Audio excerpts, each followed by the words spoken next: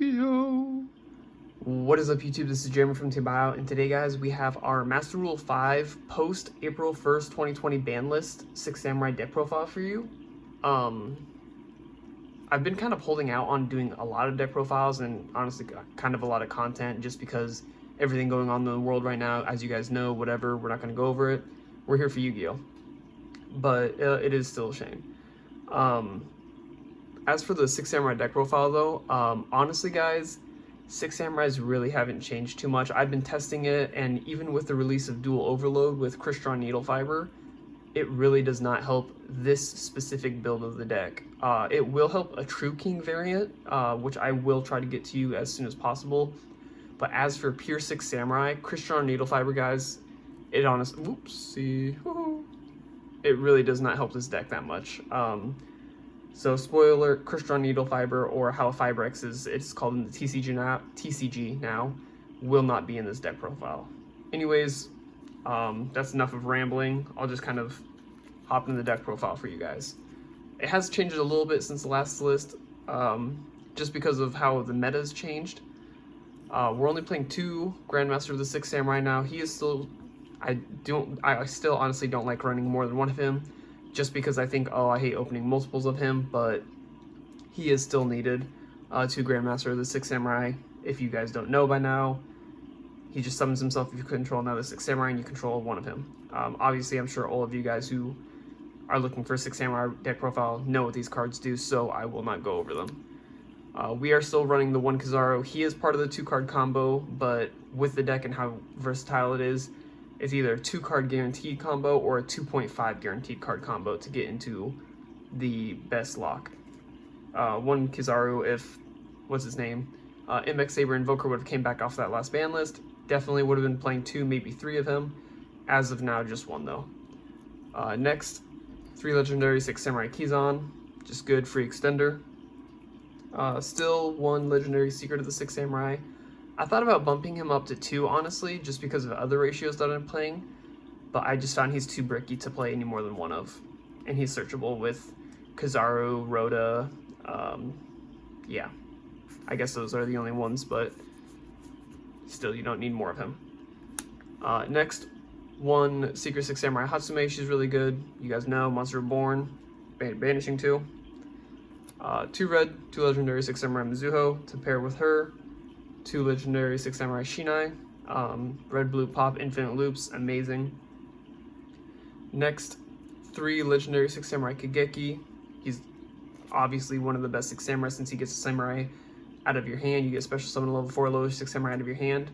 And pairing with that, one of the other few changes I've changed in the monster lineup is 2 Secret 6 Samurai Fuma. When we get to the extra deck, I will show you guys why I have changed this ratio just a little bit. But until then, just trust. 2 Fuma is not needed, but a little bit better currently. And that is it for the monster lineup. That's 17 monsters, I believe. Next, obviously, 1 Gateway. This is one of the main reasons I hated the ban list and the OCG ban list, honestly. The OCG ban list put Gateway of the 6 down to 1. The TCG ban list just kind of ignored it. Konami just give us 3 Gateway for the love of Xian. I understand why it's still limited though. It's such a broken card. Next, 3 Xian's Dojo. Guys, these are the only counter holders you need to play in the deck. Just based off of how I've built the deck, as long as you can get either Kageki and Kizaru on the field or 3 6 Samurais on the field, you have full combo. I've seen multiple of you guys talking about why I don't play United or why I don't play Temple of the 6. I just think out of them, I would rather play the United just because it is a draw generator. But Temple of the 6 pretty much doesn't do anything except for hold the counters. It does not progress the game state. With Dojo, when you get counters on it, even if you get like hand trapped in the middle, or if you get imbued especially, Dojo is the absolute best card to draw into because it can tutor a monster out from your deck. And if you get at least 3 counters, it can get out your Hatsume, and Hatsume can reoccur your resources. Dojo and Gateway is all you need for this, guys. Next, though, your searchers, 1 Rhoda. Obviously, obvious things are obvious. 3 Xian Smoke Signal. I really wish I could play the 3 Rhodas instead, but Rhoda's kind of busted. Your draw cards, 1 Upstart, one Into the Void. You don't really need your hand as long as your combo goes off, so playing Into the Void doesn't matter too much. It just basically makes this a 38 card deck. Your hand trap disruptors is 3 Called by the Grave. It's really good, obviously. It was semi-limited for one list. Next is 2 Drag Down. This is a tech you guys saw in my last deck profile. I was talking about exchange and how I'd rather play the Drag Down. I do like Drag Down, or I don't remember what I said honestly, but after talking it over with my buddy Bryce, I do prefer Drag Down because not only does it disrupt my opponent's hand, but it also gives me an extra card to draw. It gives them one too, but I get to know for sure what I'm playing against, how I can play around it, and at worst it's Ash Bait. So it is a -1 no matter what, but it's gonna cycle us through a card or two. After that, our bricks in order from worst to best for our equip spells: Phoenix Blade, Overdone Burial, if I can get these all squared up, Living Fossil, and DDR. DDR and Living Fossil are obviously going to be the best ones to draw because they guarantee you a monster back. Phoenix Blade's kind of the worst to draw just because it doesn't do anything. Overdone is meh. Last brick is Rank Up Magic Astral Force. This is obviously going to be the Zexal build. With Astral Force, I was actually considering playing a new monster in the extra deck, Utopic Beyond, I believe, the rank 6, just because you can add it from your hand. I don't know. Just don't do it. just play the version how it is. Anyways, next card is, we actually are playing 1/1-for-1. You notice that I do play 2 Fuma now. The reason why we do this is because, again, it's an extra deck card that I'm kind of wanting to set up early if we can, but it's not necessary.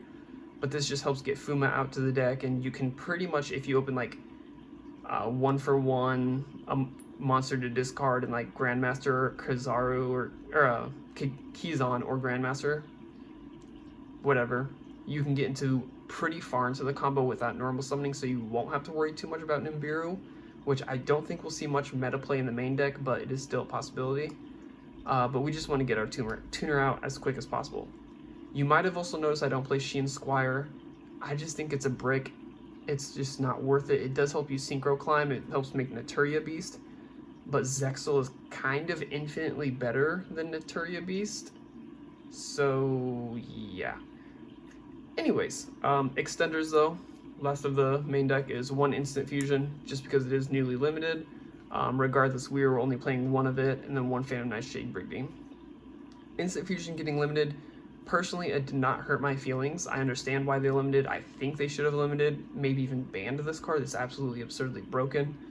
But I only wanted to play the 1 Instant Fusion and the 1 Phantom Knight Shade Brig Beam because any more of that I feel is a brick. How my logic is, yes, you're more likely to see it if you open it, or if you play multiple copies of it, you're gonna open it more often. But all it is an extender that you can activate once per a turn, and in our game, we only want to activate it once per duel, pretty much. So that is it for the main deck. 40 card main deck, 38 cards if you count Upstart and Into the Void as neutral cards, whatever. For the extra deck, 2 Saruja Skull Dread. I did cut this down from 3 to 2. I felt like I could just resolve 2 easier, and you are still playing your Digesto Emerald, so you can recycle them if you need to. 1 Appaloosa. She's just really good. If you can set her up early, that's amazing. Absolutely not needed to, though, anymore. The deck playstyle really hasn't changed too much, just because of how the link zones, like, we can summon fusion, synchro, XYZ monsters into any monster zone now, just except for links. But we still do pretty much want to summon under our Saruja to give them that boost to make them stronger than everything else. Azold, still only need 1. And then 2 Grandmaster, or 2 Battle Shogun, excuse me, just for awkward hands to get into that infinite counter combo. Synchros, Borreload Savage Dragon. This card is spiked in price and it's ridiculous, but you do need it. 1 Legendary 6 Samurai Shion. Honestly, guys, you do not need to play this card, but at the same time, you kind of want to because it does help you get more counters if your hand becomes too awkward, which it doesn't happen too often, but it does happen to the point where you do need a Shion to get an extra counter on the field. It's kind of weird, but I still like playing him, and he's my favorite card, so I'm going to play him. This is the card I was talking about earlier, is 1 Herald of the Arclight. We did bring this back into the extra deck because with my logic behind it, since you're not locked into link zones anymore, you're more free to synchro summon. This is the only card I would not summon under a link zone. So if you can set this up very early in the combo before your like 4th, 5th summon, whatever, this will pretty much protect you from Nibiru. They won't be able to activate cards like Ghost Ogre, Effect Veiler, I believe. They can still activate Ash Blossom and Joy Spring because this card says any card sent from the deck or the hand to the graveyard is banished instead. And Ghost Ogre and Effect Veiler specifically say, I think Effect Veiler says it. I know for a fact Ghost Ogre says discard this card to the graveyard. I don't know if Effect Veiler has that text though, but it does stop hand traps nonetheless. You just tribute it and negate a hand trap. So if you can set this up earlier, it's amazing. That's why we play the 1-for-1. Next though, obviously the Utopia package, Utopia and Utopic Zexal. I don't want to play Prime, I just don't think it's necessary. Next, 1 Emerald. This has actually came up where I did get Nimbiru'd and I was able to keep going, but they Nimbiru'd me after I summoned my Zexal, so I kind of just shuffled them back. I obviously wouldn't be able to Zexal again that turn, but I did set up like a Utopian defense and blocked an attack randomly. It's more there for recurring for the next turn.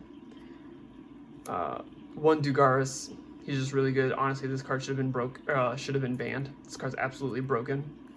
1 Rebarian Shark, your way to get into your rank up spell, and 1 Carbanola Warrior. So that is going to be it for the deck profile, guys. Please tell me what you thought about the deck profile. I would love to hear your feedback. Test the deck profile out before you try to criticize it, please. I've seen multiple people commenting saying, you should play the Bamboo engine. I just felt like it was too bricky. Yes, I understand the point of drawing cards, but you only get to send 1 equip spell to summon the Fuma. It's just way too many cards to put into the deck. But yeah, thank you guys so much for watching the video. Remember to like the video, comment down below, subscribe to the channel, and share the channel with your friends. Tell me what you guys want to see next. This is going to be the week of Samurai, so I'm going to be posting a lot of 6 Samurai content, and I'm going to try every other week or so, maybe 2-3 weeks, whatever, once or twice, maybe 3 times a month to do a deck of the week. This week will be all about 6 Samurai, with maybe occasional splash and other stuff. But yeah, thank you guys so much again for watching the video, and I will talk to you later.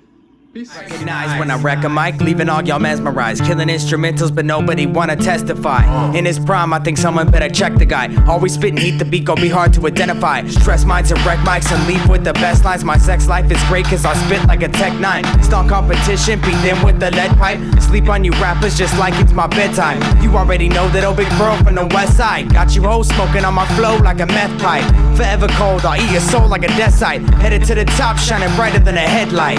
You better Wreckognize, I'm about to go off. Putting on a show and I ain't even trying to show off. Here's the red dot, the shot, and kill Rudolph. Call me James Bond cause I killed it with a suit on.